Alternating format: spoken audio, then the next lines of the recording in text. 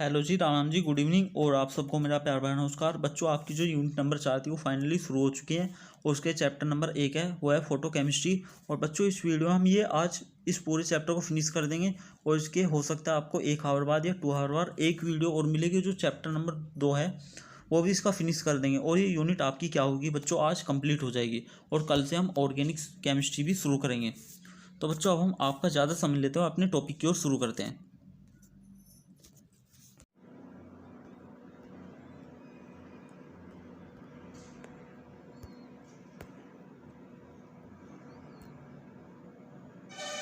बच्चों, ये हमारी यूनिट नंबर 4 शुरू हो चुकी है और इस यूनिट नंबर 4 के अंदर 2 चैप्टर हैं आपके। पहला चैप्टर है इसके अंदर बच्चों, वो है फोटो केमिस्ट्री, हिंदी में कहते हैं इसको प्रकाश रसायन। और दूसरा चैप्टर है बच्चों इसके अंदर सॉल्यूशन। ठीक है बच्चों। और बच्चों, मैं आपको इस वीडियो में ये वाला चैप्टर कंप्लीट करा दूंगा और उसके बाद एक और वीडियो आपको मिल जाएगी, उसमें आपका सेकंड चैप्टर कंप्लीट। ठीक है बच्चों। और इसमें आपके क्वेश्चन भी हैं। तो बच्चों, हम बात करते हैं यहाँ पे फोटो केमिस्ट्री क्या होती है। देखो बच्चों, क्या होती है विज्ञान की वह शाखा। देखो बच्चों, फोटो केमिस्ट्री क्या होती है। देखो, मैं चाहता तो आपको डेफिनेशन नहीं लिखवाता, मैंने डेफिनेशन इसलिए लिखवाई है, हो सकता है आपको किसी प्रीवियस आपके एग्जाम में या कहीं पे आपको काम आ जाइए। ठीक है बच्चों। बच्चों, हम बात करते हैं यहाँ पे फोटो केमिस्ट्री क्या होती है। हमारा पहला टॉपिक है विज्ञान की वह शाखा जिसमें आविष्कारकों द्वारा प्रकाश ऊर्जा के अवशोषण के फलस्वरूप रासायनिक अभिक्रियाओं के अध्ययन किया जाता है, फोटो केमिस्ट्री कहलाती है। ठीक है बच्चों। तो यहाँ से आपका एक क्वेश्चन पक्का आया हुआ है। ठीक है, प्रकाश ऊर्जा के अवशोषण के फलस्वरूप रासायनिक अभिक्रियाओं का अध्ययन किया जाता है। ठीक है बच्चों। और दूसरे शब्दों में वे अभिक्रियाएं जो कि प्रकाश विकिरणों के अवशोषण के कारण संपन्न होती है। देखो बच्चों, वे अभिक्रियाएं जो किसके द्वारा संपन्न होती है, प्रकाश किरणों के अवशोषण के कारण संपन्न होती है। वे अभिक्रियाएं जो कि प्रकाश विकिरणों के अवशोषण के कारण संपन्न होती है, फोटो केमिस्ट्री कहलाती है। ठीक है बच्चों। बच्चों, नेक्स्ट पॉइंट कहता है हमारा ऐसी अभिक्रिया दृश्य तथा पराबैंगनी क्षेत्रों में होती है। जो ऐसी अभिक्रिया होती है ना बच्चों, ये दृश्य और पराबैंगनी क्षेत्रों में होती है। अब बच्चों, नेक्स्ट पॉइंट कहता है हमारा प्रकाश रासायनिक अभिक्रिया आपतित प्रकाश किरणों की तीव्रता पर निर्भर करती है। बच्चों, ये वाला पॉइंट बहुत ही इंपॉर्टेंट है, ये वाला पॉइंट आपका एग्जाम में आया हुआ है। ये भी प्रकाश रासायनिक अभिक्रिया जो होती है वो आपतित प्रकाश किरणों की तीव्रता पर डिपेंड करती है। ठीक है बच्चों। बच्चों, नेक्स्ट पॉइंट कहता है हमारा प्रकाश रासायनिक अभिक्रिया तापमान पर निर्भर नहीं करती है। किस पर भी तापमान पर निर्भर नहीं करती है। नेक्स्ट पॉइंट कहता है बच्चों हमारा ऊष्मा अभिक्रियाओं के लिए ताप गुणांक का मान। बच्चों, जो ऊष्मा अभिक्रिया होती है उनके लिए ताप गुणांक का मान बहुत अधिक होता है। नेक्स्ट पॉइंट कहता है बच्चों हमारा प्रकाश रासायनिक अभिक्रिया का ताप गुणांक जो होता है बच्चों वो बहुत ही कम होता है। कितना होता है बच्चों, बहुत ही कम होता है। अब बच्चों देखो, नेक्स्ट हेडिंग हमारी वो है बच्चों प्रकाश रसायन के नियम। देखो बच्चों, प्रकाश रसायन के नियम ये इंपॉर्टेंट भी है। ये भी इसका फर्स्ट नियम है बच्चों ग्रोथ ड्रॉपर का नियम। देखो बच्चों, क्या होता है प्रकाश रासायनिक परिवर्तन के लिए तंत्र द्वारा प्रकाश का अवशोषण आवश्यक है। ये क्या कहता है बच्चों, ये जो ग्रोथ ड्रॉपर का जो नियम है बच्चों, ये कहता है प्रकाश रासायनिक परिवर्तन के लिए यदि मैं बात करता हूँ प्रकाश रासायनिक परिवर्तन की, तो उसके लिए तंत्र द्वारा प्रकाश का अवशोषण आवश्यक है। ठीक है बच्चों। और नेक्स्ट पॉइंट कहता है बच्चों इसी का ही, ये कहता है कि यदि तंत्र द्वारा प्रकाश का परावर्तन या अपवर्तन होता है। देखो बच्चों, ये तंत्र है, यदि इसके द्वारा क्या होता है बच्चों, प्रकाश है उसका परावर्तन या फिर बच्चों अपवर्तन होता है, तो प्रकाश रासायनिक अभिक्रिया नहीं होगी। जो अभिक्रिया होगी बच्चों, तो प्रकाश रासायनिक अभिक्रिया नहीं होगी। ठीक है बच्चों। यदि मैं बात करता हूँ, देखो ये तंत्र है बच्चों, यदि इसके द्वारा मैं बात करता हूँ प्रकाश का परावर्तन या तो इसका परावर्तन या फिर अपवर्तन होता है, तो क्या होगा, तो प्रकाश रासायनिक ये इसके द्वारा फिर प्रकाश रासायनिक अभिक्रिया नहीं होगी। बच्चों, सेकंड नियम है हमारा लैम्बर्ट का नियम। बच्चों, ये मैंने आपको पहली यूनिट में भी करा रखा है। लैम्बर्ट का नियम बच्चों ये होता है आई बराबर होता है आई नोट ए की पावर माइनस के एक्स, या फिर आप लिख सकते हो बच्चों आई बराबर आई नोट 10 ए की पावर माइनस ए एक्स। ठीक है बच्चों। जहाँ पे आई क्या होती है बच्चों, आई जो होती है माध्यम की मोटाई से प्रभावित होने के बाद विकिरण की तीव्रता होती है। और बच्चों के या ए जो होता है ना बच्चों, वो होता है अवशोषक माध्यम का विलोपन गुणांक। ठीक है बच्चों। अब बच्चों देखो, नेक्स्ट नियम है बच्चों हमारा, वो है बियर का नियम। ठीक है बच्चों। तो यहाँ से क्वेश्चन में पूछ लेता है, बच्चों देखो एक मिनट बच्चों, यहाँ से एग्जामिनर क्वेश्चन में ये पूछ लेता है कि जो प्रकाश रसायन का नियम होता है और उसमें आपको 3 ऑप्शन में दे देगा तीन ऑप्शन में दे देता, कोई तीन ऑप्शन में जैसे दे देगा बच्चों आपको, एक में पॉली का अपवर्जन नियम दे देगा, एक में आपको हुंड का दे देगा, और एक में आपको दे देगा गुणित अनुपात का, और एक नियम दे देगा आपको लैम्बर्ट का नियम, और ये पूछ लेगा कि इनमें से प्रकाश रसायन का नियम कौन सा है। तो बच्चों हम बात करते हैं यहाँ पे बियर के नियम की। बच्चों देखो, जो बियर का नियम होता है बच्चों, वो होता है हमारा, वो ये होता है बच्चों, आई बराबर होता है आई नॉट ई की पावर माइनस के, और इसके ऊपर होता है बच्चों सी एक्स। ठीक है बच्चों, और जहाँ पे सी क्या होता है बच्चों, जहाँ पे सी होता है विलयन की सांद्रता, और ए डैश जो होता है बच्चों वो होता है मोलर गुणांक, और बच्चों के डैश जो होता है वो होता है बच्चों मोलर अवशोषक गुणांक। ठीक है बच्चों। अब बच्चों देखो, ये वाला पॉइंट जो है, ये वाला इंपॉर्टेंट पॉइंट है आपका। बियर का जो नियम होता है बच्चों, वो द्रव्य विलयनों में प्रयुक्त होता है। ठीक है बच्चों, बियर का नियम किन में होता है बच्चों, वो द्रव्य विलयनों में प्रयुक्त होता है। बच्चों नेक्स्ट नियम है हमारा, वो है बच्चों स्टार्क आइंस्टीन का प्रकाश रासायनिक तुल्यता का नियम। क्या होता है, देखो बच्चों, जो स्टार्क आइंस्टीन का प्रकाश रासायनिक तुल्यता का नियम, देखो बच्चों क्या होता है। प्रकाश रासायनिक अभिक्रिया में अभिकारक का प्रत्येक अणु जब प्रकाश पड़ने पर उत्तेजित होता है तो वह विकिरण का एक क्वांटम शोषित करता है। देखो बच्चों, प्रकाश रासायनिक अभिक्रिया, जैसे प्रकाश रासायनिक अभिक्रिया हुई, उसके अंदर बच्चों क्या होगा, जो अभिकारक का जो प्रत्येक अणु होगा, जब जैसे उस पर प्रकाश पड़ेगा तो एकदम से उत्तेजित होता है, और वह विकिरण का एक क्वांटम अवशोषित करता है। ठीक है बच्चों, कितना करता है, एक करता है। देखो बच्चों, ये होता है आपका E बराबर होता है NHV। बच्चों आपको ये चीज़ पता होगा, वैसे तो E बराबर HV भी होता है। E बराबर HV जो होता है बच्चों, ये होता है प्लांक का नियम। और यहाँ पे क्या हुआ बच्चों, N, इसमें N की मल्टीप्लाई कर दी, और बच्चों ये जो N जो है ना, यहाँ पे N होता है, यहाँ पे एवोगाद्रो संख्या। ठीक है बच्चों, तो इसी कारण ये प्रकाश का आइंस्टीन का, इसी कारण ये बच्चों स्टार्क आइंस्टीन का प्रकाश रासायनिक तुल्यता का नियम कहलाएगा। ठीक है बच्चों। देखो, जहाँ पे E क्या होता है, E एनर्जी होता है, N जो होता है बच्चों यहाँ पे होता है एवोगाद्रो संख्या, और H होता है बच्चों प्लांक नियतांक, और बच्चों V जो होता है ना यहाँ पे बच्चों, V होता है यहाँ पे आवृत्ति। ठीक है बच्चों। अब बच्चों देखो, नेक्स्ट हेडिंग हमारी क्वांटम दक्षता। देखो बच्चों, क्वांटम दक्षता क्या होती है बच्चों, इसको 5 से रिप्रेजेंट करता है, और क्वांटम दक्षता होती है बच्चों, ये होते हैं क्रिया करने वाले अणुओं की संख्या, उसके अपोन में होते हैं अवशोषित विकिरण की क्वांटम की संख्या। ठीक है बच्चों, ये होती है आपकी क्वांटम दक्षता, 5 बराबर होती है इस। ठीक है बच्चों। और बच्चों या फिर आप इसको ऐसे प्रेजेंट कर सकते हो, 5 बराबर क्रिया करने वाले मोलों की संख्या, या फिर अपोन में होता है उसके नीचे उसी समय में अवशोषित ऊर्जा की आइंस्टीन की संख्या। ठीक है बच्चों। तो बच्चों हमारा नेक्स्ट पॉइंट कहता है बच्चों, देखो बच्चों नेक्स्ट पॉइंट कहता है हमारा, यदि आइंस्टीन का प्रकाश रासायनिक तुल्यता का नियम। देखो बच्चों, ये वाला पॉइंट, यदि आइंस्टीन का प्रकाश रासायनिक तुल्यता का नियम सही है तो बच्चों क्या होगा, 5 बराबर बच्चों फिर होगा 1। ठीक है बच्चों, यदि ये नियम सही है तो बच्चों 5 बराबर होगा फिर हमारा 1।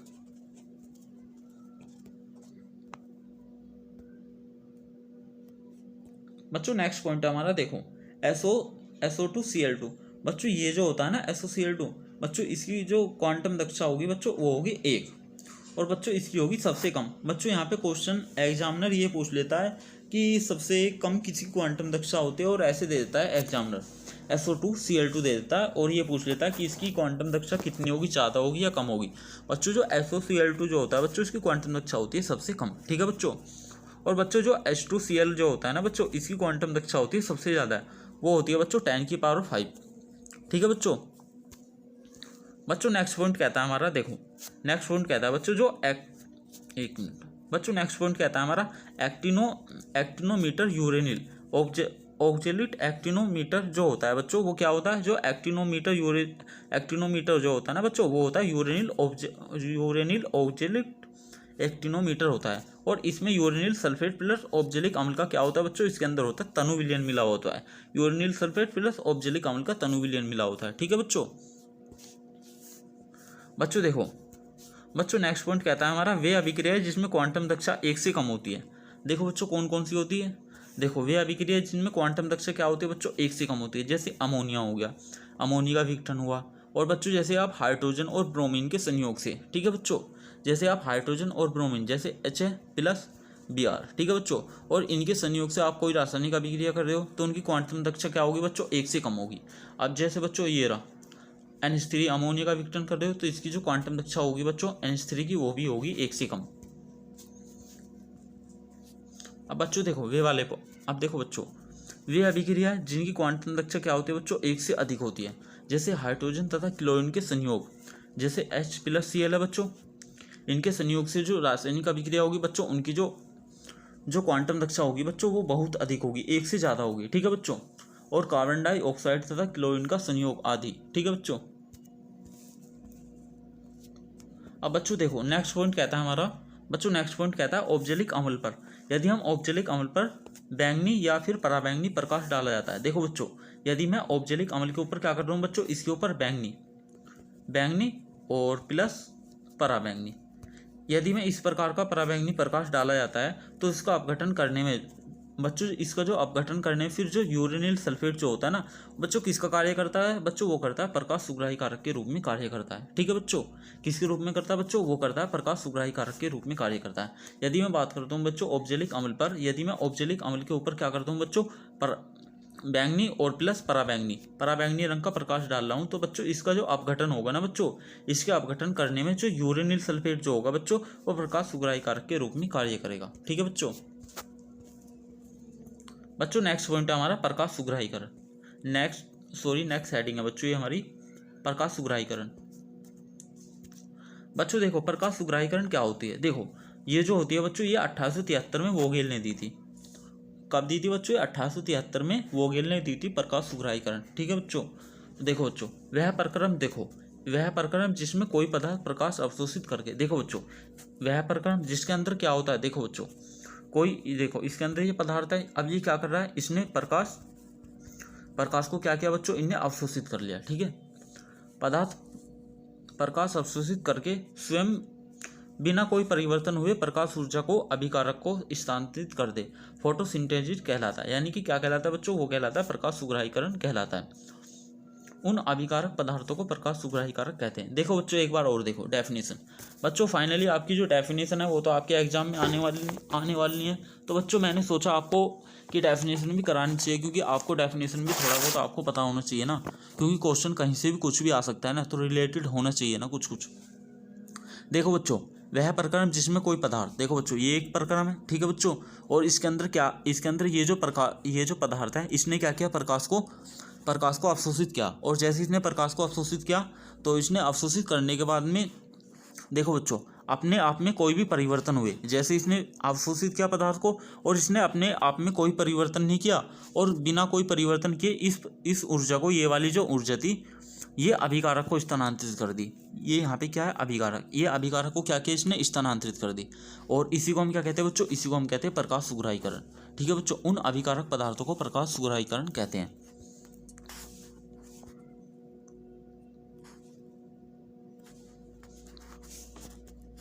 नेक्स्ट पॉइंट है बच्चों जो जिलेटिन AgBr इमल्सन से, यदि मैं बात करता हूँ बच्चों जिलेटिन AgBr इमल्सन से लिपेटित कोई साधारण फोटोग्राफिक प्लेट हरे या इससे अधिक तरंग दैर्ध्य वाली प्रकाश विकिरण से प्रभावित नहीं होती है। ठीक है बच्चों। नहीं, क्या नहीं होती है, प्रभावित नहीं होती है।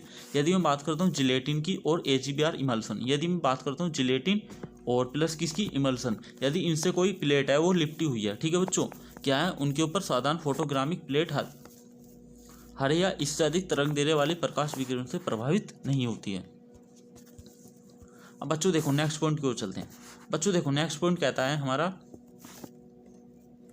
यदि प्लेट को इयोसिन और एरियोफ्रेम टी द्वारा रंजित किया जाए तो क्या होगा बच्चों, ये जो स्पेक्ट्रम के हरे, पीले तथा नारंगी प्रकाश से प्रभावित नहीं हो जाती है। ठीक है बच्चों। यदि मैं बात करता हूँ, देखो बच्चों यदि मैं बात करता हूँ प्लेट को, देखो कोई प्लेट है, यदि उस प्लेट को मैं इयोसिन और एरियोक्रम टी द्वारा क्या कर रहा हूँ बच्चों, रंजित कर रहा हूँ, तो वो वाली जो प्लेट होगी ना बच्चों, तो वो वाली जो प्लेट होगी बच्चों, यदि मैं इस प्लेट को क्या कर रहा हूँ बच्चों, देखो इसको मैंने क्या किया, इयोसिन और प्लस एरियोक्रम टी द्वारा क्या कर दिया बच्चों, मैंने इसको रंजित कर दिया। और रंजित करने के बाद बच्चों ये क्या होगा, ये वाली जो प्लेट होगी ना बच्चों, ये स्पेक्ट्रम के हरे, पीले तथा नारंगी प्रकाश से प्रभावित हो जाएगी। ठीक है बच्चों। अब बच्चों हम नेक्स्ट पॉइंट की ओर चलते हैं। बच्चों नेक्स्ट पॉइंट कहता है हमारा, वो कहता है बच्चों नेक्स्ट पॉइंट, प्रकृति में सूर्य प्रकाश में कार्बन डाइऑक्साइड, देखो बच्चों प्रकृति में सूर्य प्रकाश में कार्बन डाइऑक्साइड और जल के संयोग से कार्बोहाइड्रेट की रचना के प्रक्रम को क्लोरोफिल प्रकाश सुग्राही कारक का कार्य करता है। देखो बच्चों, इस रिएक्शन को देखो बच्चों, देखो ये CO2 है और प्लस ये क्या है H2O, ये जो है कार्बन डाइऑक्साइड। और बच्चों जब मैंने कार्बन डाइऑक्साइड की क्या किया, जल के साथ में क्रिया कराई और किसकी उपस्थिति में, सूर्य के प्रकाश की उपस्थिति में, तो बच्चों मुझे क्या प्राप्त हुआ, बच्चों मुझे प्राप्त हुआ वो ये प्राप्त हुआ ग्लूकोज C6H12O6, ये प्राप्त हुआ मुझे। ठीक है बच्चों। और बच्चों ये जो CO2 और H2 है ना बच्चों, ये इस अभिक्रिया के अंदर रंगीन के कारण होने के कारण, देखो बच्चों ये जो CO2 और जो बच्चों H2O है ना, इसके अंदर ये रंगीन होने के कारण दृश्य प्रकाश का अवशोषण नहीं करते। बच्चों देखो ये जो है ना, ये वाला CO2 और प्लस H2O इस पूरी अभिक्रिया में कैसे, यानी कि दृश्य प्रकाश, ये कैसे है बच्चों, ये है रंगीन। बच्चों ये रंगीन होने के कारण क्या करते हैं, इस पूरी रासायनिक अभिक्रिया में दृश्य प्रकाश का अवशोषण नहीं करते हैं। तो बच्चों एग्जामिनर क्या करेगा, आपको ये इक्वेशन दे देगा और इक्वेशन देने के बाद में एग्जामिनर आपसे ये पूछ लेगा कि CO2 और H2 जो है ये कौन सा प्रकाश अवशोषण नहीं करते, या फिर वो ये पूछ लेगा कि CO2 और जो H2 जो होते हैं इनके अंदर क्लोरोफिल काहे का कार्य करता है। कुछ इस तरह के क्वेश्चन निकाल के पूछ लेगा एग्जामिनर आपसे इस इक्वेशन के अंदर से।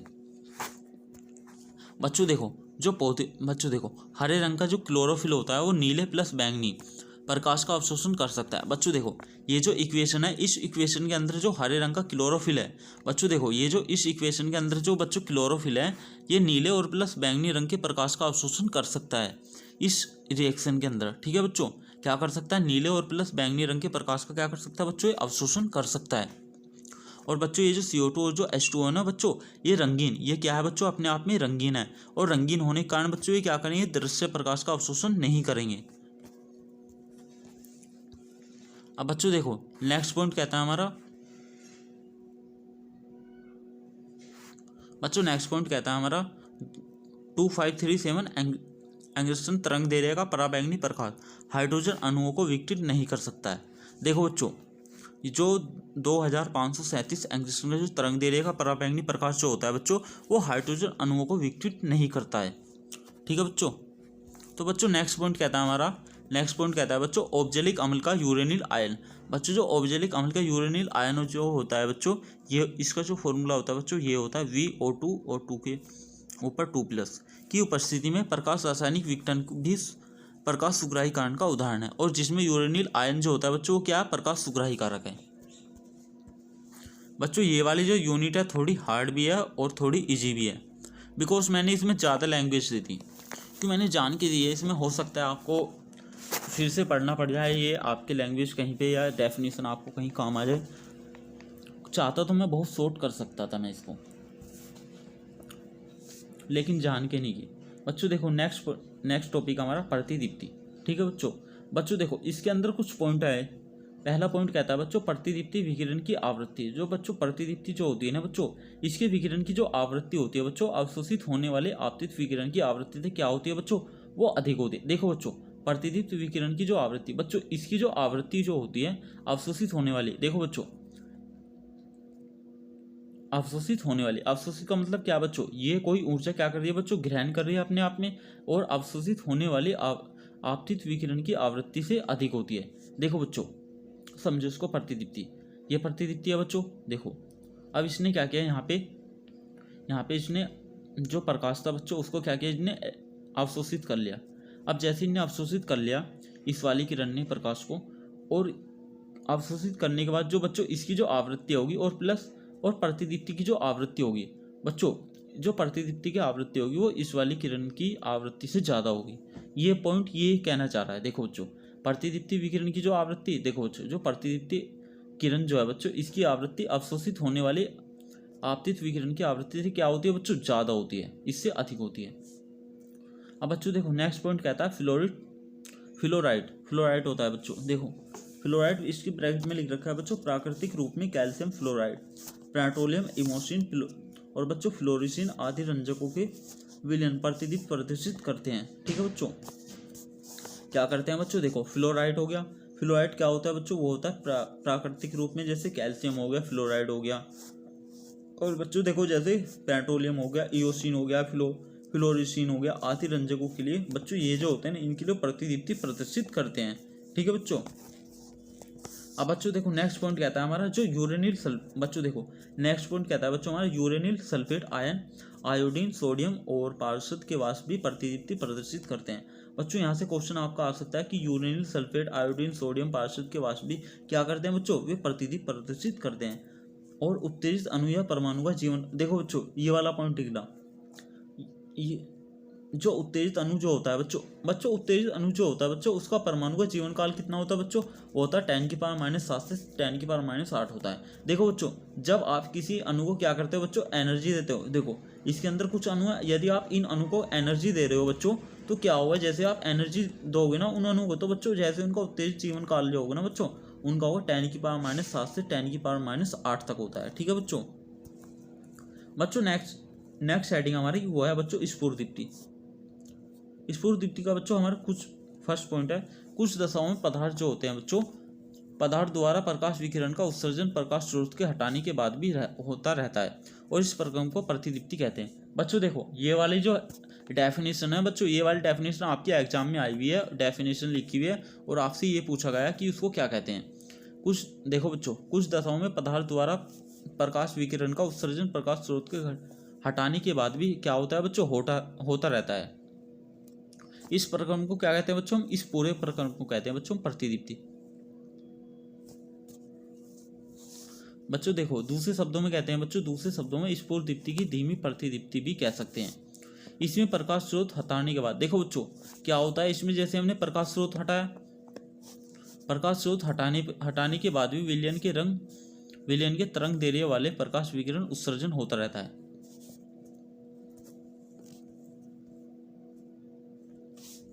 बच्चों देखो नेक्स्ट हेडिंग हमारी वह है रासायनिक संदीप्ति। देखो बच्चों रासायनिक संदीप्ति, रासायनिक अभिक्रियाओं में दृश्य प्रकाश का उत्सर्जन होना और इस परिघटना को रासायनिक संदीप्ति कहते हैं। देखो बच्चों जो रासायनिक अभिक्रिया होती है बच्चों उनमें दृश्य प्रकाश का क्या होना बच्चों, उत्सर्जन होना, और इस परिघटना को क्या कहते हैं बच्चों, रासायनिक संदीप्ति कहते हैं। यह प्रक्रम प्रकाश रासायनिक ऊर्जा का उत्क्रम है। देखो बच्चों ये जो प्रक्रम जो होता है बच्चों ये किसका प्रक्रम होता है, ये जो प्रक्रम होता है बच्चों ये प्रकाश रासायनिक ऊर्जा का उत्क्रम है, जिसमें रासायनिक ऊर्जा का जो प्रकाश जो होता है बच्चों उसमें क्या होता है बच्चों, परिवर्तन होता है।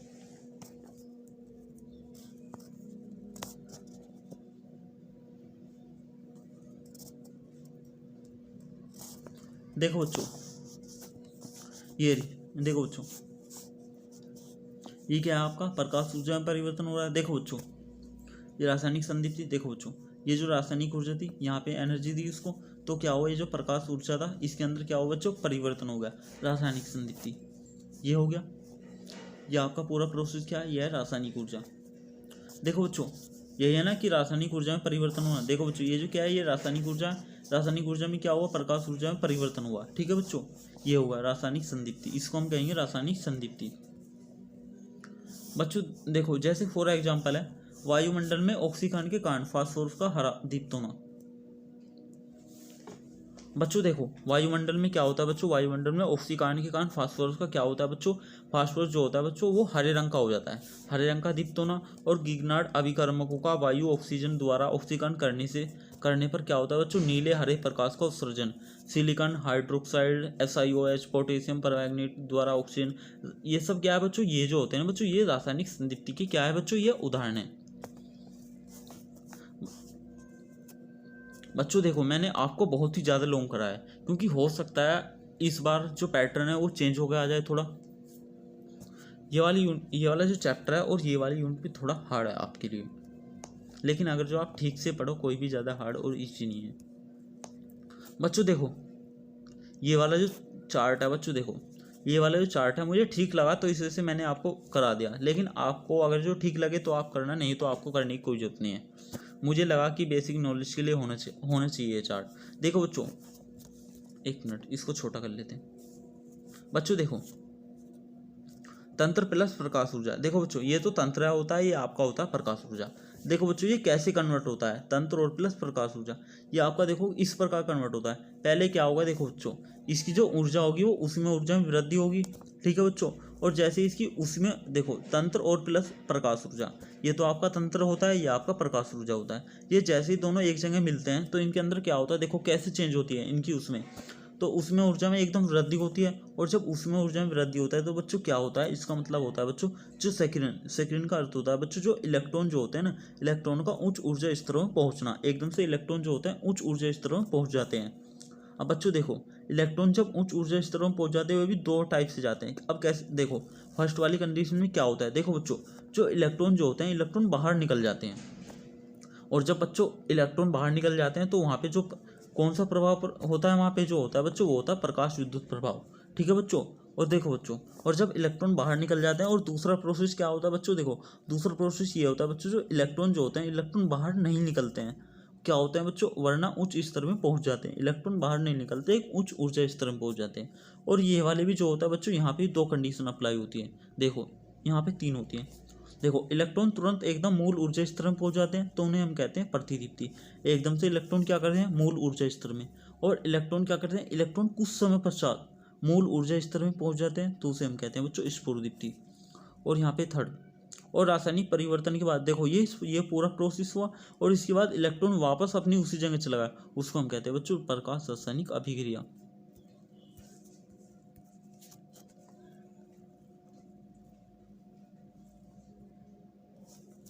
तो बच्चों नेक्स्ट पॉइंट है हमारा जबल की चित्र। बच्चों देखो इसमें से आपका एक क्वेश्चन आया है जबल की चित्र में, देखो बच्चों क्या होता है, इसमें से आपका एक क्वेश्चन आया है जबल की चित्र में। देखो बच्चों, प्रकाश रासायनिक अभिक्रिया में अभिकारक अणु द्वारा प्रकाश विकिरण के फोटोन या क्वांटम अवशोषण एवं उसके बाद होने वाली विभिन्न प्रकाश भौतिकी एवं प्रकाश रासायनिक परिक्रमों को जबल की आरेख के द्वारा प्रदर्शित करते हैं।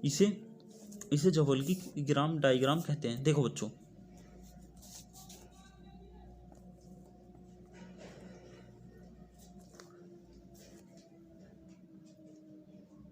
नेक्स्ट पॉइंट कहता है बच्चों हमारा, वो कहता है उत्तेजन के आधारभूत मॉडल में तीन प्रमुख अवस्थाएं होती है। देखो बच्चों, उत्तेजन के आधारभूत मॉडल में जो होते हैं बच्चों तीन अवस्थाएं होती है। पहली होती है बच्चों एस नोट होती है, इसको एस नोट से प्रेजेंट करते हैं, ये होते हैं बच्चों निम्नतम एकांक अवस्था। और बच्चों सेकंड जो होती है इसको करते हैं S1 से प्रेजेंट करते हैं, और बच्चों ये होती है प्रथम उत्तेजित एकांक अवस्था। और बच्चों थर्ड जो होती है वो होती है बच्चों टी, इसको हम T1 से प्रेजेंट करते हैं, और बच्चों इसको हम कहते हैं प्रथम उत्तेजित त्रिक अवस्था। अब बच्चों देखो नेक्स्ट पॉइंट कहता है हमारा, जबल की आरेख के अनुसार किसी अवस्था चक्रण की बहुलता। बच्चों किसी अवस्था की चक्रण की बहुलता कितनी होती है बच्चों, वो होती है 2s+1 होती है। ठीक है बच्चों। अब बच्चों देखो नेक्स्ट पॉइंट है हमारा, वो कहता है बच्चों नेक्स्ट पॉइंट प्रकाश रासायनिक अभिक्रिया और उनकी बल गतिकी। देखो बच्चों, इसमें फर्स्ट पॉइंट कहता है हमारा फोटोकेमिकल प्रतिक्रिया जो होती है बच्चों, वो कोई और नहीं रासायनिक प्रतिक्रिया ही है। बच्चों जो फोटोकेमिकल प्रतिक्रिया जो होती है वो कोई और नहीं रासायनिक प्रतिक्रिया ही है, जो प्रकाश के साथ साथ क्या होता है बच्चों, ऊर्जा के रूप में अवशोषित होने के साथ शुरू होती है। और बच्चों नेक्स्ट पॉइंट कहता है हमारा, प्रकाश संश्लेषण क्या है बच्चों, एक फोटोकेमिकल प्रक्रिया है। ठीक है बच्चों। तो बच्चों नेक्स्ट पॉइंट कहता है हमारा, जो प्रकाश संश्लेषण है बच्चों वो क्या है, एक फोटोकेमिकल प्रतिक्रिया है। बच्चों देखो ये वाली एक रिएक्शन है। बच्चों देखो हाइड्रोजन ब्रोमीन अभिक्रिया। देखो बच्चों Br की क्रिया क्या किया बच्चों, H2 के साथ में करा, किसकी उपस्थिति में, K2 की उपस्थिति में, तो क्या प्राप्त हुआ बच्चों में, वो HBr+H प्राप्त हुआ। ये जो अभिक्रिया होगी बच्चों, ये कैसी अभिक्रिया होगी बच्चों, ये अभिक्रिया होगी ऊष्माशोषी। और बच्चों इस अभिक्रिया को चलाने के लिए संकीर्ण ऊर्जा तथा ताप चाहिए। ठीक है बच्चों। ये कैसी अभिक्रिया होगी बच्चों, ये होगी ऊष्माशोषी। तो एग्जामिनर क्या करेगा, आपको ये इक्वेशन दे देगा और ये पूछ लेगा अभिक्रिया कैसी होगी, ये ऊष्माशोषी होगी।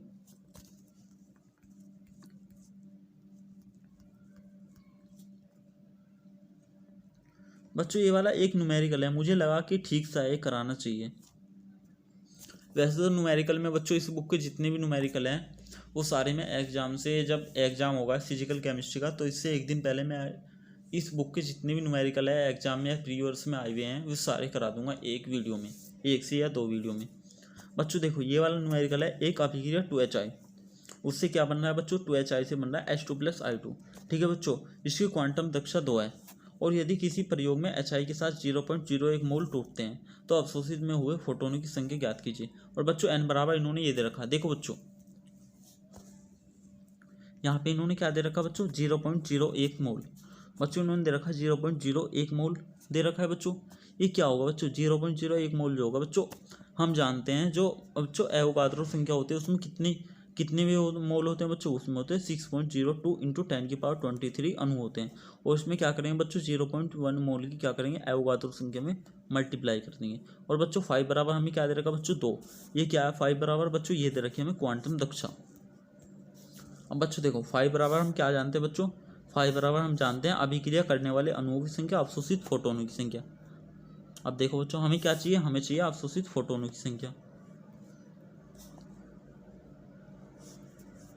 अवशोषित फोटोनों की संख्या अब देखो बच्चों यहाँ पे रख दो, यहाँ पे अभिक्रिया करने वाले अणुओं की संख्या देखो बच्चों कितनी 0.001 इंटू 6.02 इंटू 10⁻23 अणु। देखो बच्चों ये रख दिया हमने, और अपोन में 2 इंटू 100। अब देखो एक हार्टबीट का आंसर आपका कितना आ गया, इतना आ गया 3.012 इंटू 10⁻23 तो बच्चों इसकी जो न्यूमेरिकल है ना इस पूरी बुक के, मैं आपको जब एग्जाम होगी ना उसके पास में एक वीडियो डाल दूंगा और उसमें सारे न्यूमेरिकल दे दूंगा आपको।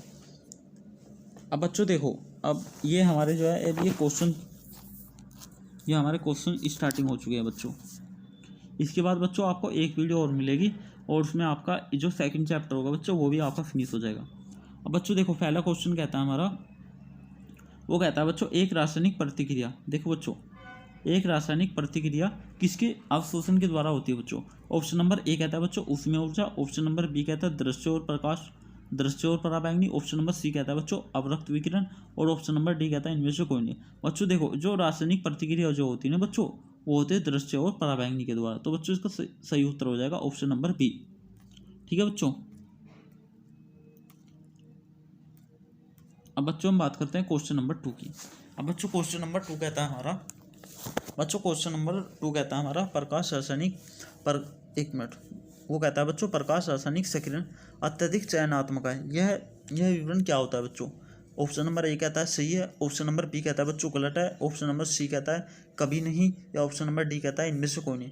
बच्चों ये जो हो जाएगा ना बच्चों प्रकाश रासायनिक सक्रियण जो अत्यधिक चयनात्मक है बच्चों ये होगा ऑप्शन नंबर ए, ये होगा बिल्कुल सही। तो इसका सही ऑप्शन है बच्चों ऑप्शन नंबर ए।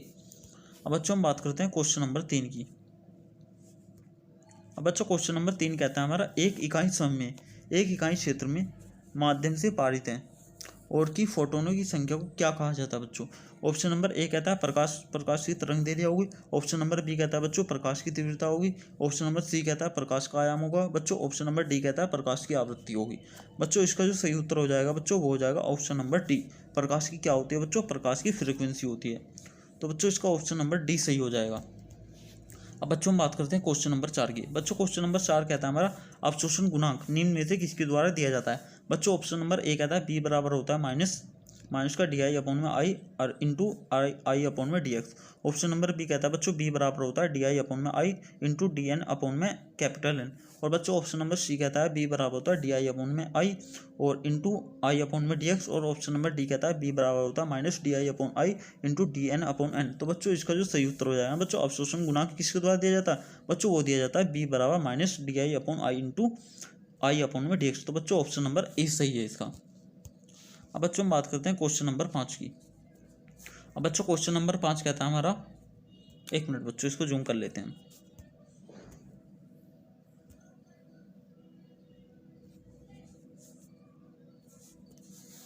अब बच्चों देखो क्वेश्चन नंबर 5 की हम बात करते हैं।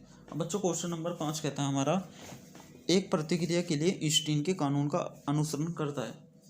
बच्चों ऑप्शन नंबर ए कहता है 5 बराबर 1 होगा, और बच्चों ऑप्शन नंबर बी कहता है 5 से बड़ा होगा 1, और ऑप्शन नंबर सी कहता है 5 1 से बड़ा होगा 5, या ऑप्शन नंबर डी कहता है बच्चों 5 जो होगा बच्चों 5 से बड़ा होगा इन्फिनिटी। बच्चों देखो एक प्रतिक्रिया आइंस्टीन जो होता है उसके लिए कानून का अनुसरण क्या होगा बच्चों, तो इसके लिए बच्चों जो सही होगा ना बच्चों वो होगा 5 बराबर 1। तो बच्चों इसका सही उत्तर हो जाएगा ऑप्शन नंबर ए।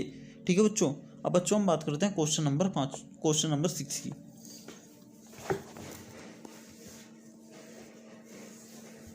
अब बच्चों क्वेश्चन नंबर 6 कहता है हमारा बच्चों देखो क्वेश्चन नंबर 6 कहता है एक आइंस्टीन किसके साथ जुड़ी हुई ऊर्जा है। बच्चों ऑप्शन नंबर ए कहता है एक अणु के, ऑप्शन नंबर बी कहता है एक फोटोन के, ऑप्शन नंबर सी कहता है बच्चों फोटोनों की एवोगाद्रो संख्या के साथ, ऑप्शन नंबर डी कहता है बच्चों फैराडे की संख्या के साथ। बच्चों तो एक आइंस्टीन जो होती है ना बच्चों वो जुड़ी होती है बच्चों फोटोनों की एवोगाद्रो की संख्या के साथ। तो बच्चों इसका ऑप्शन नंबर सी सही है। अब बच्चों हम बात करते हैं क्वेश्चन नंबर 7 की। अब बच्चों हम बात करते हैं क्वेश्चन नंबर 7 की।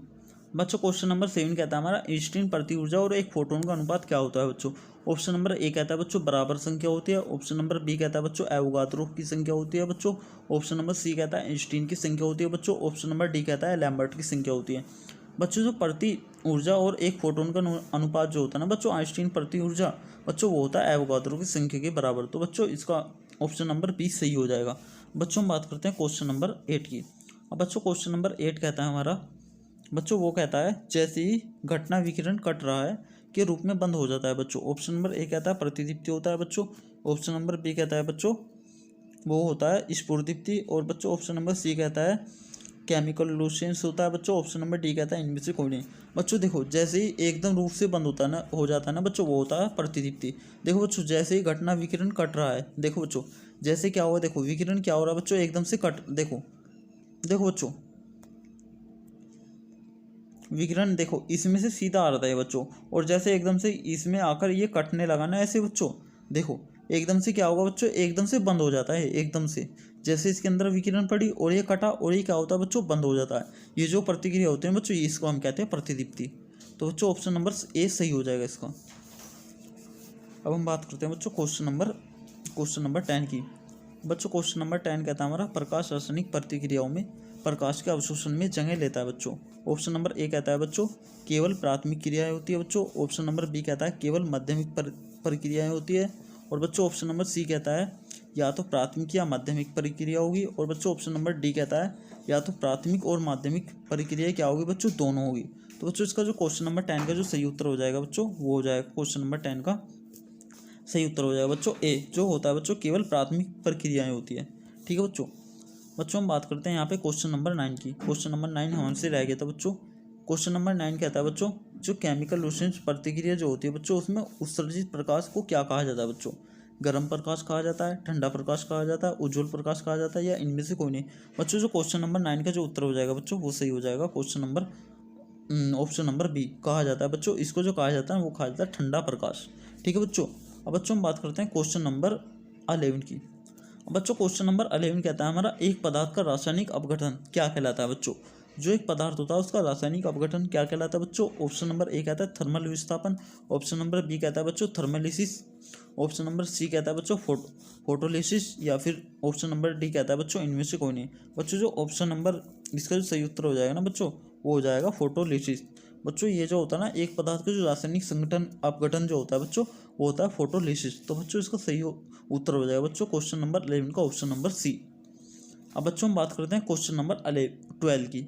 अब बच्चों देखो क्वेश्चन नंबर 12 होता क्या है बच्चों देखो जो प्रतिक्रिया गर्मी और प्रकाश के अभाव से उत्पन्न होती है। देखो बच्चों जो प्रतिक्रिया क्या होती है बच्चों गर्मी और प्लस क्या हो रहा है बच्चों प्रकाश इन दोनों के अभाव से उत्पन्न होती है उनको क्या कहा जाता है बच्चों।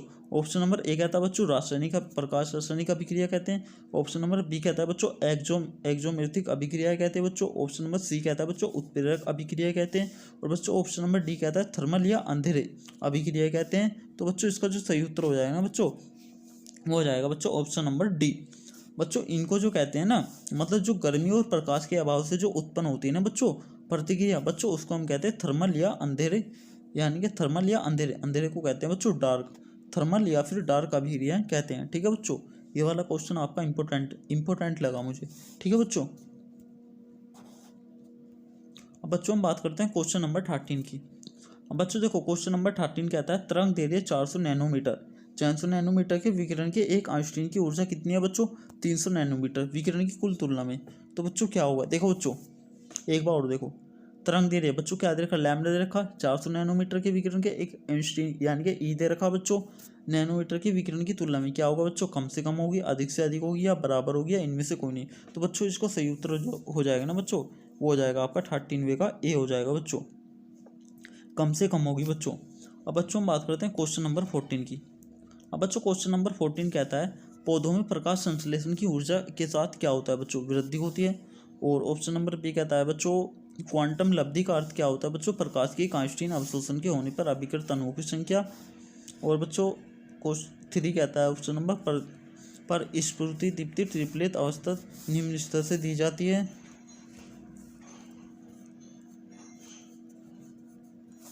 एक और 2 के द्वारा बच्चों बी 1 और 3 के द्वारा बच्चों बी और 2 और 3 के द्वारा डी बच्चों 1, 2 और 3 के द्वारा। तो बच्चों जो इसका सही उत्तर हो जाएगा बच्चों वो हो जाएगा डी। तो बच्चों इसका सही उत्तर हो जाएगा बच्चों ये हो जाएगा 1 और 2 3। अब बच्चों हम बात करते हैं क्वेश्चन नंबर 15 की। अब बच्चों क्वेश्चन नंबर 15 कहता है हमारा एक उत्तेजित अणु के प्रकाश रासायनिक क्षय के प्रकारों को विचार करें। प्रतिदीप्ति या क्वेचिंग या स्फुरदीप्ति या इनमें से कोई प्रक्रिया प्रक्रिया होती है बच्चों। ऑप्शन नंबर ए या ऑप्शन नंबर बी या ऑप्शन नंबर सी या ऑप्शन नंबर डी। बच्चों 15 में क्वेश्चन बिल्कुल सेम है। इसका जो सही उत्तर हो जाएगा बच्चों वो हो जाएगा बी, यानी कि 1 और 3 के द्वारा। अब बच्चों हम बात करते हैं क्वेश्चन नंबर 16 की। बच्चों क्वेश्चन नंबर 16 कहता है हमारा 16 कहता है बच्चों निम्न में से कौन सा कथन सही बच्चों क्या सही नहीं है। वो कहता है ट्रिपलेट अवस्था में सिंगलेट अवस्था की अपेक्षा क्या होती है बच्चों अधिक स्थायी होती है। और ऑप्शन नंबर बी कहता है बच्चों जो ट्रिपलेट अवस्था होती है उसमें इलेक्ट्रॉन क्या करते हैं बच्चों स्पिन समांतर होते हैं। और ऑप्शन नंबर सी कहता है बच्चों सिंगलेट अवस्था की ऊर्जा ट्रिपलेट की अपेक्षा कम होती है। और ऑप्शन नंबर डी कहता है बच्चों यह सही है। बच्चों इसका जो सही उत्तर हो जाएगा बच्चों वो हो जाएगा सिंगलेट की जो अवस्था होती है ना बच्चों, सिंगलेट की अवस्था ऊर्जा ट्रिपलेट की अपेक्षा से क्या होती है बच्चों कम होती है। तो ये क्या होता है बच्चों ये वाला ऑप्शन आपका गलत है। तो इसका सही उत्तर हो जाएगा बच्चों ऑप्शन नंबर सी। अब बच्चों हम बात करते हैं क्वेश्चन नंबर 17 की। अब बच्चों क्वेश्चन नंबर 17 कहता है बच्चों हमारा प्रकाश रासायनिक अभिक्रिया में यूरेनिल ऑक्साइड क्या प्रयोग है। जो बच्चों प्रकाश रासायनिक अभिक्रिया होती है बच्चों उसके अंदर यूरेनिल ऑक्साइड का क्या प्रयोग होता है। बच्चों देखो ऑप्शन नंबर ए कहता है अभिक्रिया कुल समय ज्ञात करने में। और ऑप्शन नंबर बी कहता है बच्चों अभिक्रिया की प्रगति ज्ञात करने में बच्चों। ऑप्शन नंबर सी कहता है अभिक्रिया का वेग ज्ञात करने में बच्चों। ऑप्शन नंबर डी कहता है उसमें अभिक्रिया प्रारंभ करने में बच्चों। जो यूरेनिल ऑक्साइड जो होता है ना बच्चों इसका प्रयोग होता है अभिक्रिया की प्रगति ज्ञात करने में। तो बच्चों इसका जो सही उत्तर हो जाएगा ऑप्शन नंबर बी हो जाएगा 17 का। अब बच्चों हम बात करते हैं क्वेश्चन नंबर 18 की। अब बच्चों क्वेश्चन नंबर 18 कहता है हमारा देखो ये कहता है बच्चों जब प्रकाश रासायनिक उत्तेजित कैडमियम और अणु H2 अणु से टकराता है तो अपनी ऊर्जा H2 जो होती है बच्चों अणु की स्थानांतरित करके स्वयं क्या होता है बच्चों उत्तेजित हो जाता है। इस अभिक्रिया को हम क्या कहते हैं बच्चों रासायनिक दीप्ति या ऑप्शन नंबर बी कहता है बच्चों क्वेचिंग कहेंगे या क्वांटम लब्धि करेंगे या उपयुक्त में से कोई भी नहीं कहेंगे। बच्चों जो इसका सही उत्तर हो जाएगा बच्चों वो ऑप्शन नंबर हो जाएगा बच्चों इसका कौन सा हो जाएगा बच्चों वो हो जाएगा क्वेचिंग। तो इसका बच्चों ऑप्शन नंबर बी सही है उसको कहते हैं बच्चों क्वेचिंग। अब बच्चों हम बात करते हैं क्वेश्चन नंबर 19 की। अब बच्चों क्वेश्चन नंबर 19 कहता है प्रकाश रासायनिक अभिक्रिया के बारे में सही कथन क्या है बच्चों। ऑप्शन नंबर ए कहता है बच्चों अभिक्रिया का जो वेग होता है बच्चों वो ताप पर डिपेंड करता है। और ऑप्शन नंबर बी कहता है संकीर्ण ऊर्जा संगठन से प्राप्त होती है। और ऑप्शन नंबर सी कहता है बच्चों अभिक्रिया की गति जो होती है बच्चों वो विकिरण की तीव्रता पर निर्भर करती है। और ऑप्शन नंबर डी कहता है बच्चों अभिक्रिया की जो ऊर्जा होती है 10 किलो कैलोरी से कम होती है। बच्चों ये वाला तो क्वेश्चन आपको पता होगा 19 इसका उत्तर क्या होगा बच्चों ये जो होते हैं ना बच्चों अभिक्रिया की जो गति होती है ना बच्चों विकिरण की तीव्रता पर निर्भर करती है। तो बच्चों इसका जो सही उत्तर हो जाएगा बच्चों वो हो जाएगा सी। अब बच्चों हम बात करते हैं क्वेश्चन नंबर 20 की। अब देखो बच्चों क्वेश्चन नंबर 20 में इन्होंने क्या कर रखा है बच्चों एक रासायनिक देखो बच्चों एक हमें रिएक्शन दे रखी है वही वाली निम्नलिखित अभिक्रिया में क्लोरोफिल का काम क्या होता है बच्चों। CO2 प्लस H2O सूर्य के प्रकाश की उपस्थिति में क्या हो रही है बच्चों। देखो एक रासायनिक अभिक्रिया है ठीक है बच्चों सूर्य के प्रकाश की उपस्थिति में हो रही है और इससे जो उत्पाद बन रहा है बच्चों वो हमें बन रहा है HCHO यानी कि SCHO बच्चों ये बन रहा है हमारा फॉर्मेल्डिहाइड प्लस ऑक्सीजन और प्लस क्लोरोफिल। बच्चों ये जो होगा इसमें क्लोरोफिल काम करता है अभिकारक की तरह। ऑप्शन नंबर सी कहता है उत्प्रेरक की तरह या उत्पादन की तरह सुग्राही कारक की तरह। बच्चों जो क्लोरोफिल जो काम करता है ना बच्चों वो करेगा इसमें जो करेगा ना बच्चों वो करेगा सुग्राही कारक की तरह। तो बच्चों इसका जो ऑप्शन नंबर हो जाएगा सही हो जाएगा बच्चों ऑप्शन नंबर डी। तो बच्चों यहाँ पे 20 क्वेश्चन तो ये हुए आपके इस चैप्टर के और समथिंग में मैंने 25 क्वेश्चन आपको और करा रहा हूँ मैं ये तो 45 क्वेश्चन हो जाएंगे इस चैप्टर के। और अभी एक चैप्टर हो रहा है बच्चों इसका उसमें से भी कम से कम आपको हो जाएंगे उसमें से आपको कम से कम 40 क्वेश्चन उसमें भी हो जाएंगे आपके। बच्चों देखो चलो हम शुरू करते हैं। बच्चों पहला क्वेश्चन कहता है हमारा वो ये कहता है प्रकाश रसायन का नियम कौन सा है। बच्चों देखो पहला क्वेश्चन प्रकाश रसायन का नियम कौन सा है। ऑप्शन नंबर ए कहता है एवोगाद्रो का नियम या लैम्बर्ट का नियम। ऑप्शन नंबर सी कहता है बच्चों एनिस्टर का नियम या इनमें से कोई नियम। बच्चों जो प्रकाश रसायन का नियम जो होगा ना बच्चों वो होगा लैम्बर्ट का नियम। तो बच्चों इसका ऑप्शन नंबर बी सही हो जाएगा। अब बच्चों हम बात करते हैं क्वेश्चन नंबर 2 की।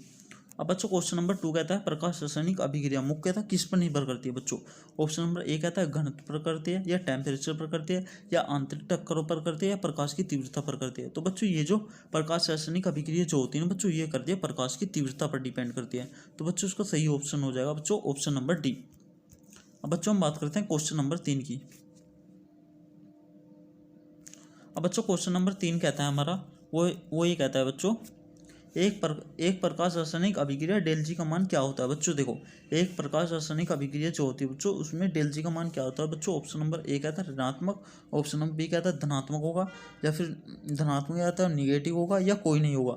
बच्चों ये जो होता है ना एक प्रकाश रासायनिक अभिक्रिया, उसके लिए बच्चों जो डेल जी का मान होता है बच्चों, वो होता है हमेशा पॉजिटिव। तो बच्चों ऑप्शन नंबर बी सही है इसका। अब बच्चों हम बात करते हैं क्वेश्चन नंबर 4 की। अब बच्चों क्वेश्चन नंबर 4 कहता है हमारा कौन विकिरणहीन संकरण नहीं है। ऑप्शन नंबर ए कहता है बच्चों आंतरिक परावर्तन, या इंटरकोशिंग सिस्टम, या प्रतिदीप्ति, या उपरोक्त में से कोई नहीं। बच्चों जो विकिरणहीन संकरण नहीं ना बच्चों, वह है प्रतिदीप्ति। तो बच्चों सही उत्तर हो जाएगा इसका ऑप्शन नंबर सी। अब बच्चों हम बात करते हैं क्वेश्चन नंबर 5 की। अब बच्चों क्वेश्चन नंबर 5 कहता है हमारा क्वेश्चन नंबर 5 कहता है बच्चों एक अणु द्वारा प्रदीप्ति प्रक्रिया के लिए लिया गया समय क्या होता है बच्चों।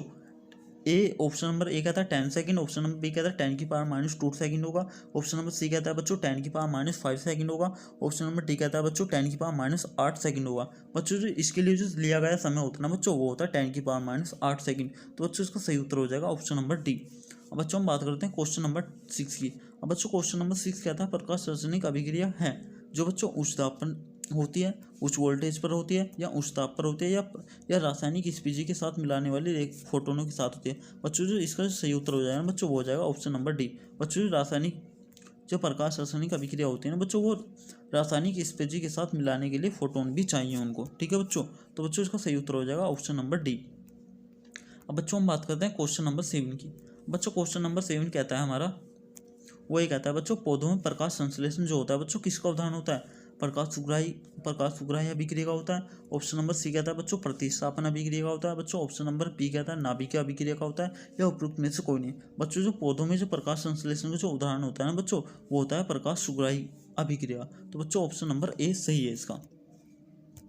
अब बच्चों हम बात करते हैं क्वेश्चन नंबर 8 की। अब बच्चों क्वेश्चन नंबर 8 कहता है हमारा अब बच्चों क्वेश्चन नंबर 8 कहता है बियर लैम्बर्ट नियम के अनुसार अवशोषकता नियम किस पर निर्भर करता है बच्चों। ऑप्शन नंबर ए कहता है विलयन के रंग पर, विलयन की सांद्रता पर, या बच्चों ऑप्शन नंबर सी कहता है सिंपल से गुजरने वाले प्रकाश द्वारा तय की गई दूरी पर, या फिर बच्चों ऑप्शन नंबर डी कहता है सैंपल के अवशोषक नियतांक पर। बच्चों ये जो बियर का लैम्बर्ट का नियम जो होता है ना बच्चों, इसकी अवशोषकता बच्चों ये करते हैं विलयन के रंग पर। तो बच्चों ऑप्शन नंबर इसका हो जाएगा ऑप्शन नंबर ए सही है। बच्चों हम बात करते हैं क्वेश्चन नंबर 9 की। बच्चों क्वेश्चन नंबर 9 कहता है हमारा जब H2 और Hg वाष्प का मिश्रण 253.7 नैनोमीटर तरंग दैर्ध्य प्रकाश के विकिरण से किया जाता है, तो H2 जो होता है बच्चों हाइड्रोजन परमाणु में टूट जाता है। Hg क्या करता है बच्चों, Hg किस चीज़ का कार्य करता है, प्रकाश सुग्राही कारक के रूप में, या उत्प्रेरक के रूप में, अभिकर्मक के रूप में। बच्चों जो Hg कार्य करेगा ना बच्चों, वो करेगा प्रकाश सुग्राही कारक के रूप में। तो इसका ऑप्शन नंबर ए सही है। अब बच्चों हम बात करते हैं क्वेश्चन नंबर 10 की। अब बच्चों क्वेश्चन नंबर 10 कहता है हमारे देखो बच्चों क्वेश्चन नंबर 10 डीप कीटों में चमक एक प्रोटीन लियोफिलिक वायु तथा नमों से मेथेन दहन के कारण उत्पन्न होती है। इस घटना को क्या कहते हैं बच्चों। ऑप्शन नंबर ए कहता है प्रकाश रासायनिक परावर्तन, या प्रकाशिक दहन, या सभी, या रासायनिक संदीप्ति। बच्चों जो इस पूरे प्रोसेस को जो कहते हैं ना, मतलब इस पूरी घटना को जो कहते हैं बच्चों, वो कहते हैं प्रकाश रासायनिक संदीप्ति। सॉरी बच्चों, वो कहते हैं इसको रासायनिक संदीप्ति कहते हैं, प्रकाश नहीं आएगा इसमें, रासायनिक संदीप्ति कहते हैं। तो इसका ऑप्शन नंबर सी सही हो जाएगा बच्चों। हम बात करते हैं क्वेश्चन नंबर 11 की।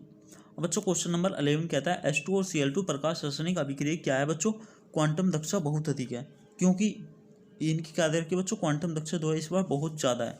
उन्होंने कहा बच्चों ऑप्शन नंबर ए कहता है प्रकाश सुग्राही अभिक्रिया, या श्रृंखला अभिक्रिया, या स्फुरदीप्ति, या रासायनिक अभिक्रिया। बच्चों देखो जब क्वांटम दक्षता बहुत अधिक है ना, तो बच्चों वहाँ पे जो अभिक्रिया होगी ना बच्चों, वो होगी श्रृंखला अभिक्रिया। तो इसका ऑप्शन नंबर बी सही होगा। अब बच्चों हम बात करते हैं क्वेश्चन नंबर 12 की। अब बच्चों क्वेश्चन नंबर 12 कहता है 12 कहता है बच्चों हमारा निम्न समीकरण द्वारा क्वांटम दक्षता देखो बच्चों 5 के द्वारा दी जाती है। ऑप्शन नंबर ए कहता है 5 बराबर होता है बच्चों क्रिया करने वाले अणुओं की संख्या, ऑप्शन और अपॉन में कहता है बच्चों अवशोषित विकिरण की क्वांटम संख्या। बच्चों देखो जो क्वांटम दक्षता दी जाती है ना बच्चों वो यही वाली दी जाती है, क्रिया करने वाले अणुओं की संख्या अपॉन में होता है अवशोषित विकिरण की क्वांटम संख्या। तो बच्चों इसका ऑप्शन नंबर ए सही है। अब बच्चों हम बात करते हैं क्वेश्चन नंबर 13 की। अब बच्चों देखो क्वेश्चन नंबर 13 कहता है हमारा, वही कहता है बच्चों जो रासायनिक क्रिया करने वाले अणु जो होते हैं बच्चों वो एक उत्तेजित अवस्था में होते हैं या त्रिक उत्तेजित अवस्था में होते हैं या मूल अवस्था में होते हैं या सभी में होते हैं। बच्चों देखो जो रासायनिक क्रिया करने वाले जो अणु जो होते हैं ना बच्चों वो होते हैं पहले से त्रिक उत्तेजित अवस्था में, तो इसका ऑप्शन नंबर बी सही है। अब बच्चों हम बात करते हैं क्वेश्चन नंबर 14 की। अब बच्चों क्वेश्चन नंबर 14 कहता है हमारा उत्तेजित अणु का उच्च उत्तेजित अवस्था से पहली उत्तेजित अवस्था में संक्रमण क्या होता है बच्चों। ऑप्शन नंबर ए कहता है बच्चों विकिरण संक्रमण होता है, ऑप्शन नंबर बी कहता है बच्चों विकिरण विमाहीन संक्रमण होता है, और ऑप्शन नंबर सी कहता है बच्चों ए और बी क्या होगा बच्चों दोनों होंगे, और ऑप्शन नंबर डी कहता है या इनमें से कोई नहीं होगा। बच्चों देखो जो उत्तेजित अणु का जो उच्च उत्तेजित अवस्था से पहली उत्तेजित अवस्था में संक्रमण, देखो बच्चों इस बार क्या कह रहा है बच्चों, ये कह रहा है कि पहली वाली में पहली उत्तेजित अवस्था में संक्रमण क्या होगा बच्चों, ये जो होगा ना बच्चों ये होगा विकिरण, ये होगा बच्चों विकिरणहीन विमाहीन संक्रमण। तो बच्चों इसका ऑप्शन नंबर सही जो होगा बच्चों वो होगा ऑप्शन नंबर बी। अब बच्चों हम बात करते हैं क्वेश्चन नंबर 15 की। बच्चों क्वेश्चन नंबर 15 कहता है हमारा उत्तेजित त्रिक अवस्था होती है बच्चों। ऑप्शन नंबर ए कहता है बच्चों प्रतिचुंबकीय या लोह चुंबकीय या अनुचुंबकीय होती है बच्चों या फेरोचुंबकीय होते हैं। बच्चों जो उत्तेजित जो त्रिक अवस्था जो होती है ना बच्चों वो होती है अनुचुंबकीय, तो बच्चों इसका ऑप्शन नंबर सी सही हो जाएगा। अब बच्चों हम बात करते हैं क्वेश्चन नंबर 16 की। अब बच्चों देखो क्वेश्चन नंबर 16 कहता है हमारा जयबोल की आरेख के अनुसार किसी अवस्था की चक्रण बहुलता कितनी होती है। देखो बच्चों जयबोल की आरेख के अनुसार किसी अवस्था की चक्रण बहुलता क्या होती है बच्चों। ऑप्शन नंबर ए कहता है बच्चों S+1 होती है, ऑप्शन नंबर बी कहता है बच्चों S+2 होगी, ऑप्शन नंबर सी कहता है 2S+1 होगी, ऑप्शन नंबर सी कहता है 2S+2 होगी। बच्चों देखो जो जयबोल की आरेख जो होता है ना इसकी जो चक्रण बहुलता होती है ना बच्चों वो होती है 2S+1 होती है बच्चों, तो इसका ऑप्शन नंबर सी सही हो जाएगा। अब बच्चों हम बात करते हैं क्वेश्चन नंबर 17।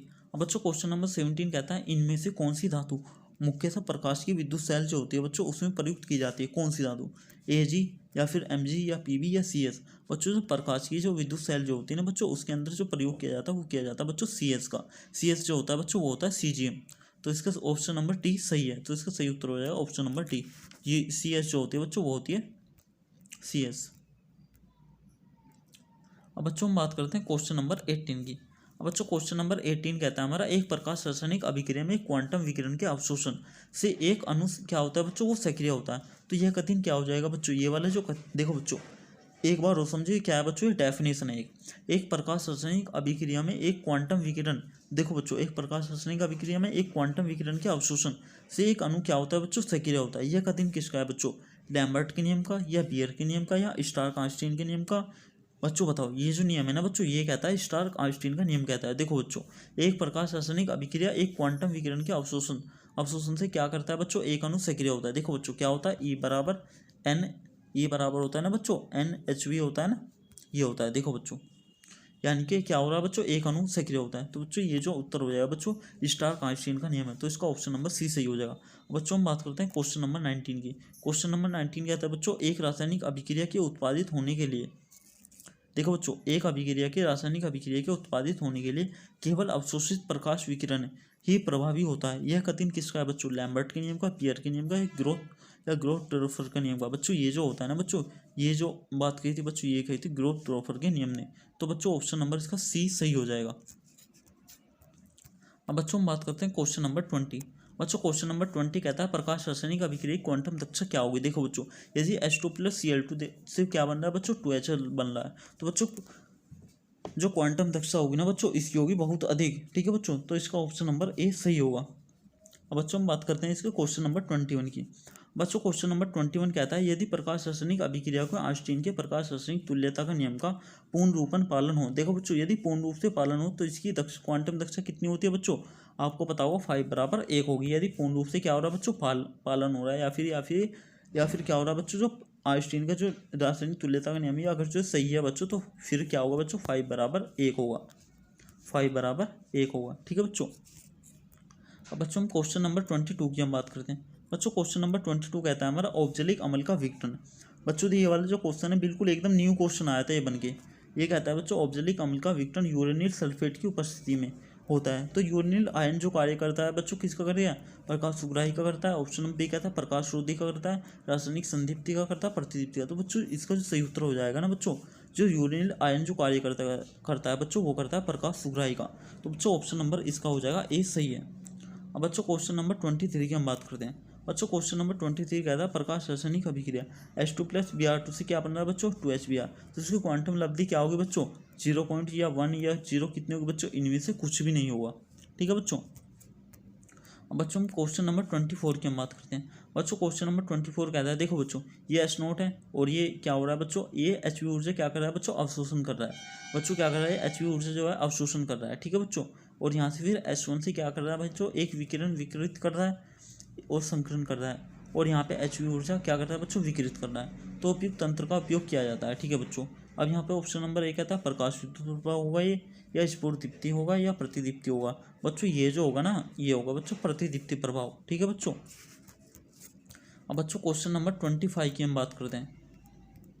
बच्चों देखो क्वेश्चन नंबर 25 कहता है हमारा, 25 कहता है बच्चों जब एक प्रकाश रासायनिक अभिक्रिया क्वांटम दक्षता परिभाषित की जाती है। देखो बच्चों ऑप्शन नंबर एक ऐसा किसी दिए गए अंतराल से अपघटित होने वाले अणुओं की संख्या का क्या होता है बच्चों, उतनी समय में उत्सर्जित क्वांटम दक्षता का अनुपात। ऑप्शन नंबर बी कहता है बच्चों प्रति एकांक समय में अवशोषित होने वाले क्वांटम की संख्या।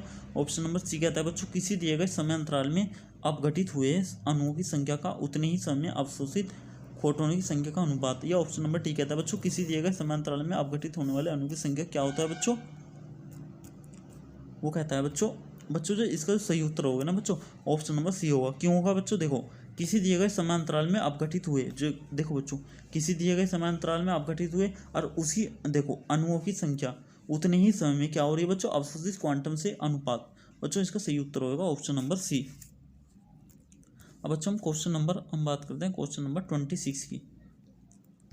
तो बच्चों क्वेश्चन नंबर 26 कहता है हमारा, वही कहता है बच्चों जुग्नों द्वारा उत्सर्जित प्रकाश उदाहरण क्या होता है। बच्चों जो जुग्नों द्वारा उत्सर्जित प्रकाश उदाहरण किसका उदाहरण है बच्चों, स्फुरदीप्ति का। ऑप्शन नंबर बी कहता है श्यानदीप्ति का, या प्रतिदीप्ति का बच्चों, क्यूएचिंग का। बच्चों इसका जो जुग्नों द्वारा उत्सर्जित जो प्रकाश उदाहरण है ना बच्चों वो होता है श्यान दीप्ति का। तो बच्चों इसका सही ऑप्शन हो जाएगा ऑप्शन नंबर बी। अब बच्चों हम बात करते हैं इस यूनिट का लास्ट क्वेश्चन इस चैप्टर का। हम बात करते हैं बच्चों क्वेश्चन नंबर 26। वो कहता है आपतित प्रकाश के बाद करने के बाद भी घटित होने वाली प्रक्रम क्या कहलाता है। देखो बच्चों आपतित प्रकाश के बाद भी बंद करने के बाद घटित होने वाला प्रक्रम क्या कहलाता है बच्चों। ऑप्शन नंबर ए कहता है स्फुरदीप्ति, या प्रतिदीप्ति, या क्यूचिंग, या कोई नहीं। बच्चों जिसका सही उत्तर जो हो जाएगा ना बच्चों, देखो आपतित प्रकाश क्या हुआ, आपतित प्रकाश दिया, फिर उसके बाद बंद करने के बाद भी क्या हो रहा है बच्चों, घटित हो रहा है। ठीक है बच्चों। तो ये जो होता है ना बच्चों, ये वाला जो प्रक्रम कहलाता है बच्चों, ये कहलाता है हमारा स्फुरदीप्ति। तो इसका ऑप्शन नंबर ए सही हो जाएगा। तो बच्चों इसका सही उत्तर हो जाएगा ऑप्शन नंबर ए। तो बच्चों फाइनली मेरी तरफ से चैप्टर नंबर 1 खत्म हो चुका है और इसके क्वेश्चन मैंने आपको दे दिए हैं। और इसके बाद में आपको एक वीडियो और मिलेगी जो चैप्टर नंबर 7 होगा और उसकी लास्ट वीडियो होगी और बुक आपकी फिनिश हो जाएगी फिर ये। तो बच्चों आप 2 घंटे बाद फिर मिलते हैं आपसे इसी प्रकार नेक्स्ट वीडियो।